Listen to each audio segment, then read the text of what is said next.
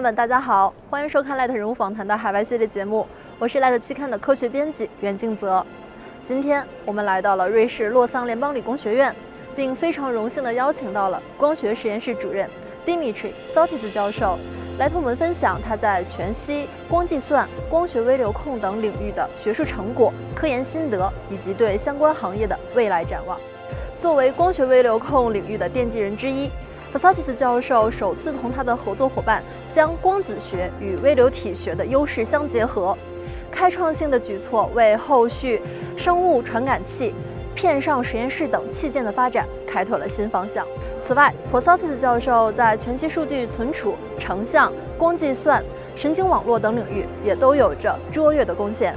相关工作曾经先后发表在 Nature、Science 等世界顶级期刊，是业内名副其实的学术泰斗。Psaltis 教授所领导的光学实验室目前主要从事全息学、光流体学、光学成像、深度学习、线性和非线性多模光纤等多学科的研究，且均处于世界领先水平。好，那接下来就欢迎观众朋友们同我们一同走进 Psaltis 教授以及他的科研世界。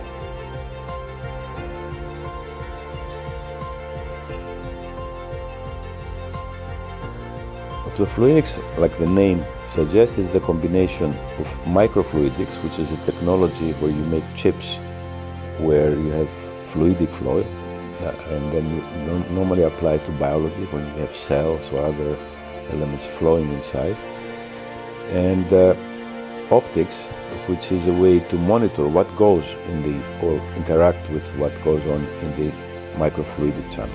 This idea came to me when I was in Caltech, and I had a colleague there, Steve Quake. He was working on microfluidics, and I was working on optics. It's serendipity, somehow, because I was friends with Steve Quake, who said, let's see what can be done together. So then I started thinking about what can you do by combining optics and microfluidics, because fluidics is very different.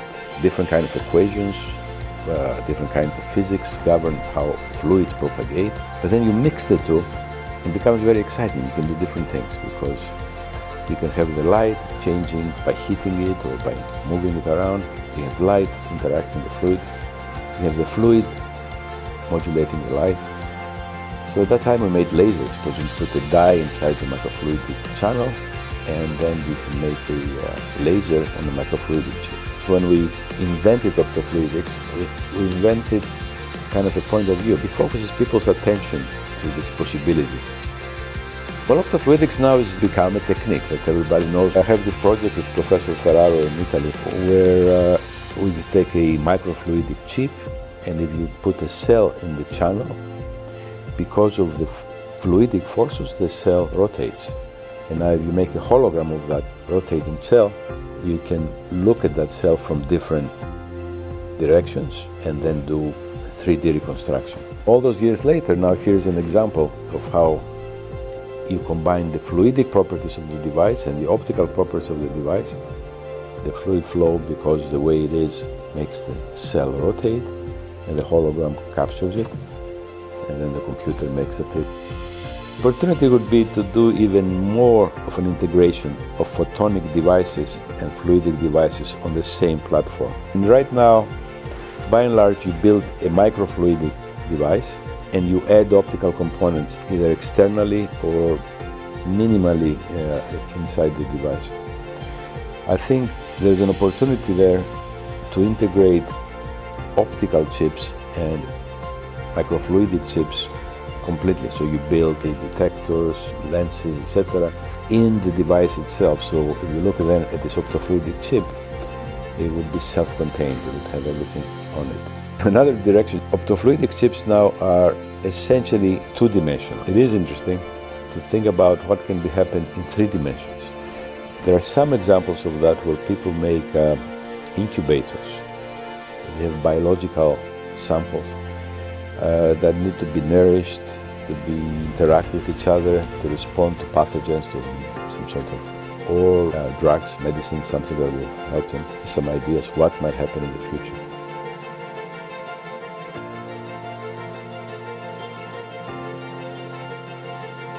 Optical computing, that's my first love, because this is what I did my PhD thesis on.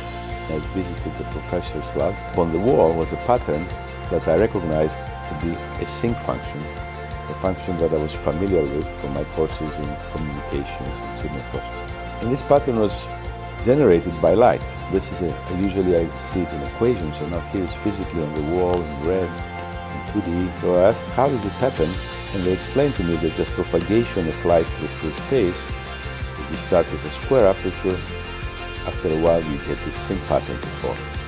So this computation that normally you do in the computer happened just by propagation of light through space. So I thought it was fascinating, and I talked to the professor and we did a project, and then I got into it. When I moved to Caltech and started my career, optical computers were being used in practice for radar imaging, for correlation, for spectrum analysis. There were different applications where it needed very high speed, and the computers at that time were not able to handle it. But this optics could do it by making these transformations in the physical world, by propagation of light. Actually, Caltech has this jet propulsion laboratory, which is a very famous laboratory that do all this. I worked with them. It was very exciting. Digital computers improved a lot. The Moore's law and the digital signal processing techniques became available. And it became clear that optical computing of that style was not going to be competitive.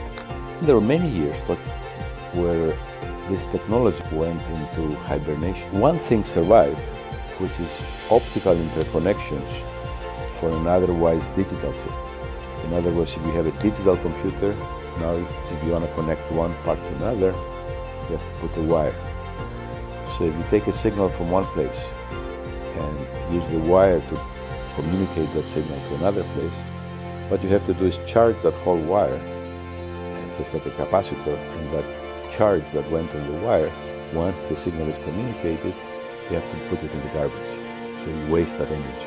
With light, you just transmit it, and independently of the length, you don't waste energy except what energy you need to generate the signal. So this property has a fundamental advantage for optics for communications, because neural networks have many connections. A digital computer has maybe 2-3 connections per gate, whereas a neural network has, let's say, thousands of connections per neuron per gate. There's a lot more connections.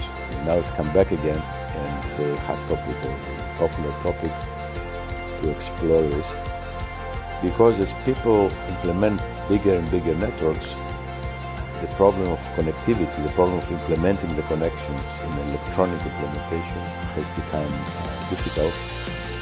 The current stage of optical computing is very exciting for people like me that are researchers in the field, because these fundamental reasons why for some types of computation optics is preferable has now become very relevant with the advent of neural networks and machine learning techniques. As a result, people have gone back and revisited, some cases old ideas, some new ideas, about how to implement neural network computations in optics, which means a lot of bright people have come to the field and offered ideas. So right now, at the laboratory level, it's very interesting. At the same time, several companies have started. And what they do is they make what they call accelerators. In other words, you have a digital way to implement, and then you take some of the part of the computation and you do it optically, so it helps with speed or energy consumption and so forth. So those now will have to be tested in the marketplace. The challenges in going forward will be with optics, the device technology. There is silicon photonics, which uses the same silicon infrastructure that electronics uses, which is a big advantage. But some of the new ideas, particularly for how to make these devices programmable, adaptable, which is a big part of learning, still needs to be tailored. I like to work not only on chips, but on three-dimensional implementations. So again, that needs to be developed further before applications. The nonlinear part of the computing is still under development. But still, right now, I think it looks very good for a while. Unless in the next few years, propose can be possible with optics, some of that reaches practical applications, it would be difficult. All this recent work has given us maybe 5 to 10 years to keep working on developing to see if we can bring it all the way to practical application.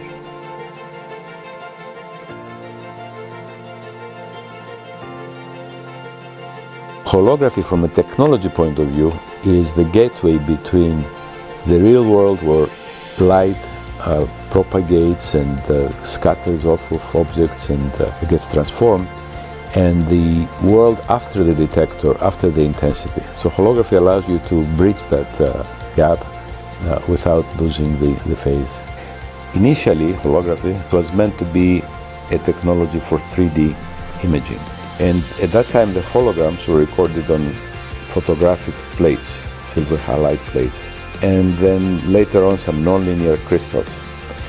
Then there was a period between 80 and 90 where it wasn't clear how to proceed, because these films and the other materials that were available were good for doing experiments in the lab, but not really for practical applications.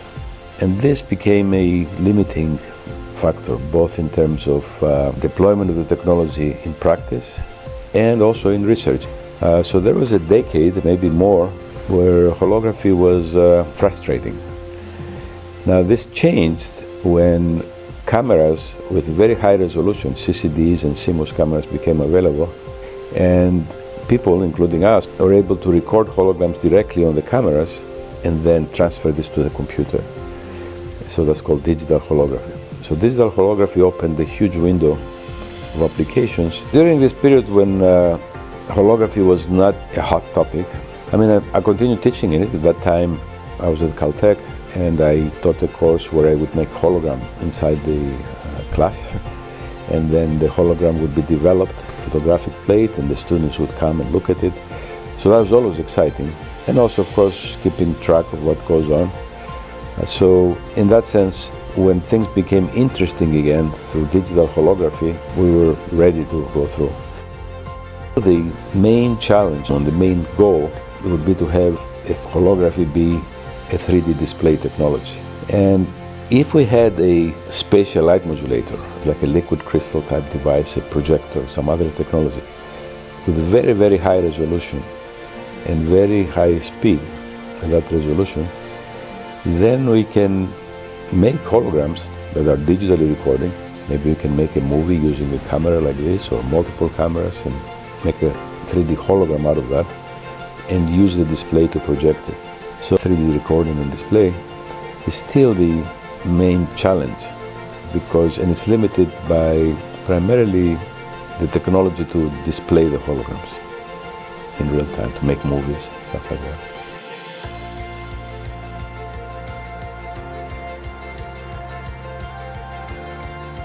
One achievement that I really like is using physics to train a neural network. This is called physics-assisted or physics-informed neural network. So normally, if you want to train a neural network, you have to have examples. You look at the face and the name. So you put the face as an input, you put the name, and then you do this enough times, and then you can put the same face at a different instance of it, and maybe do the correct name. So you have to have this database of trained database. With physics, you don't have the labels, you don't have the names. The physics gives you the label. For example, let's say you have light propagating through a lens or grating, and you have a network that tells you here's the input of the light, and I would like to know what the light is somewhere else in space. So if the network gives you a prediction, if it's correct, then the field should satisfy Maxwell's equations. So if it's not, you get an error signal, and then you use that to train the network.